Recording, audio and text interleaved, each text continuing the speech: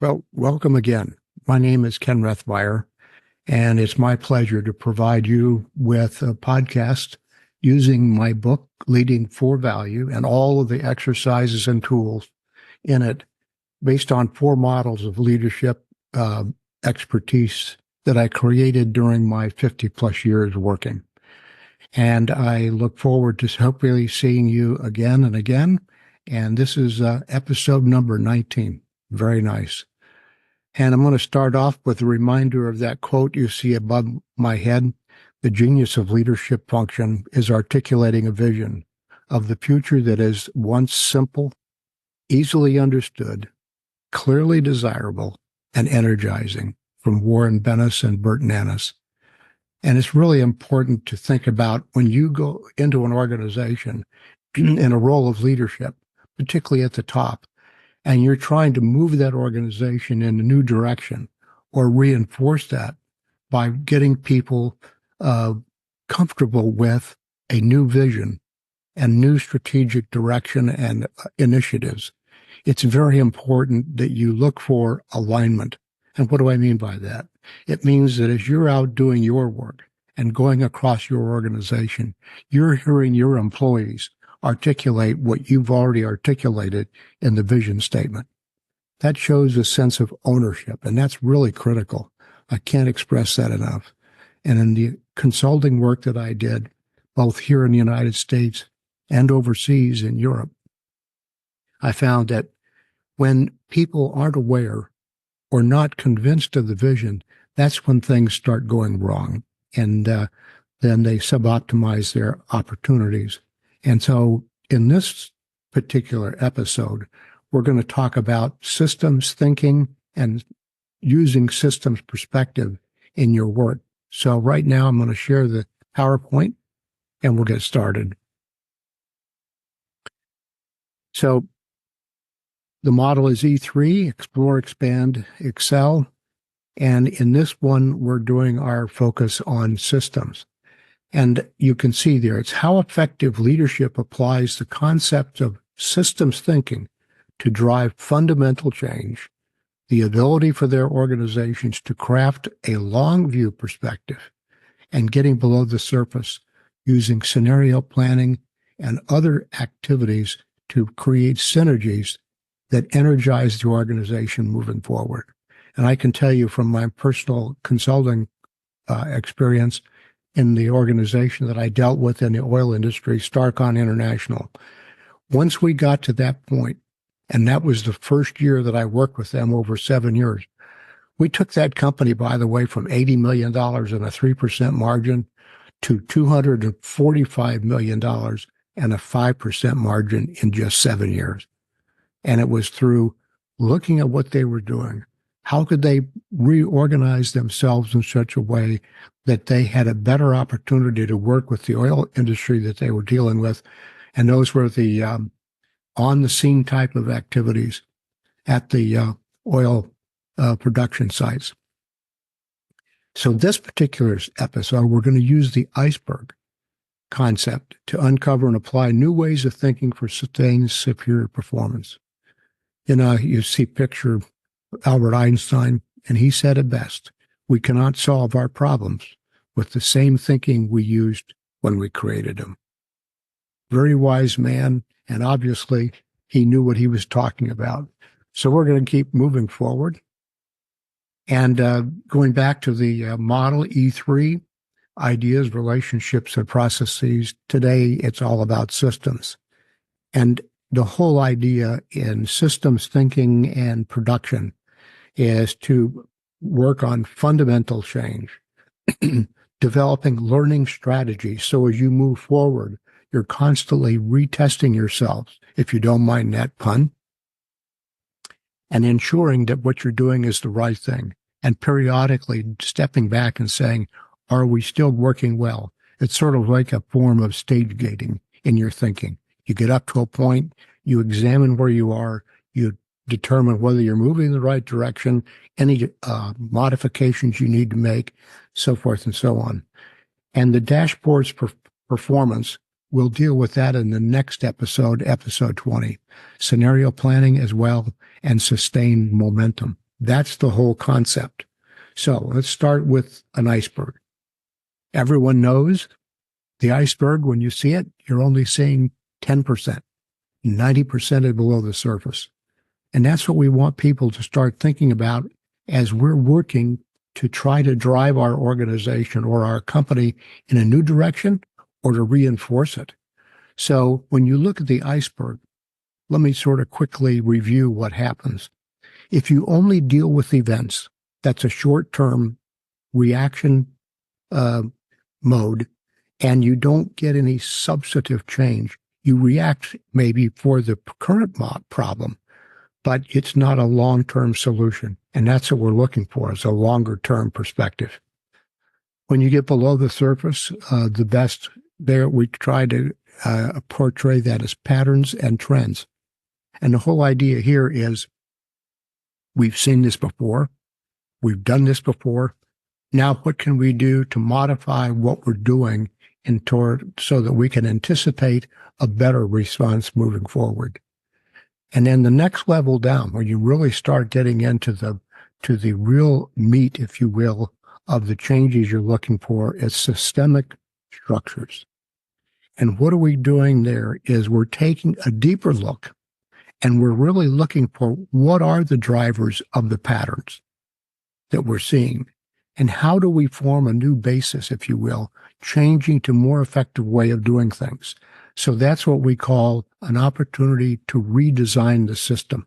And that's a very good opportunity. I've seen that a lot in the companies I worked with, and both healthcare, the oil industry, and financial services as well. We'll talk about that one of the as we're going forward. And the ideal is to get people down to expose, if you'll pardon that pun, their mental models about their operation and their company. And what that does is that causes the greatest opportunity to see what is the foundation of what we're doing. And when you do that, you have a greater opportunity to transform the organization and get it in the direction you really want to move, as long as you continually step back periodically and do those checks and balances to see whether you're working in the right direction. So how do you use the iceberg for new solutions? We're going to do stepwise process. And this is in the handout as an exercise, and I think it's a great exercise. I used it quite a bit. And when I had the opportunity to hear what people were thinking and looked across the group, it was interesting the aha experience. I didn't know that.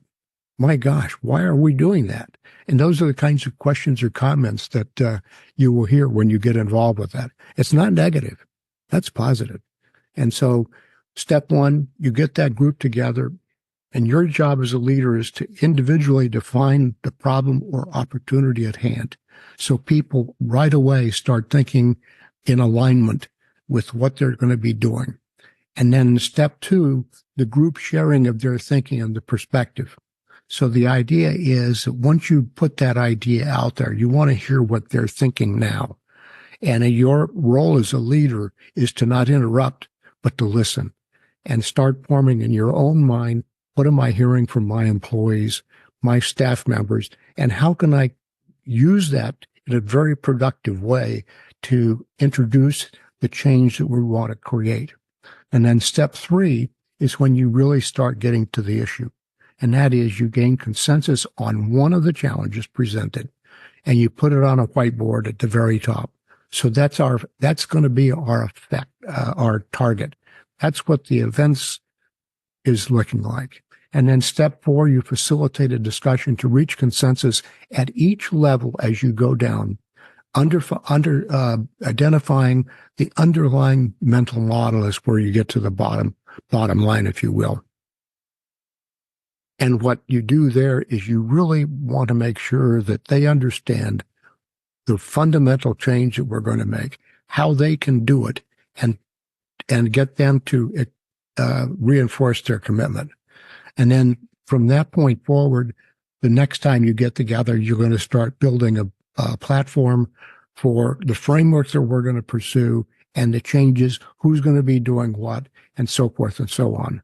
But the idea of the iceberg is to really get yourself and the whole organization thinking about the same thing and how we're going to productively produce better opportunities.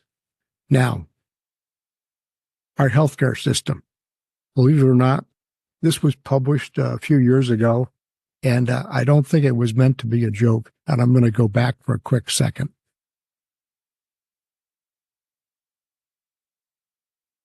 Here's an example. I meant to show you this before we moved forward.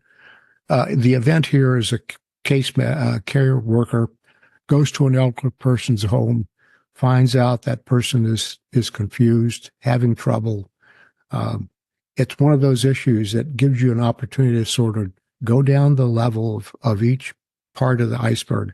And get the ultimate model is, how do we step back from this system and help elders navigate in a better way?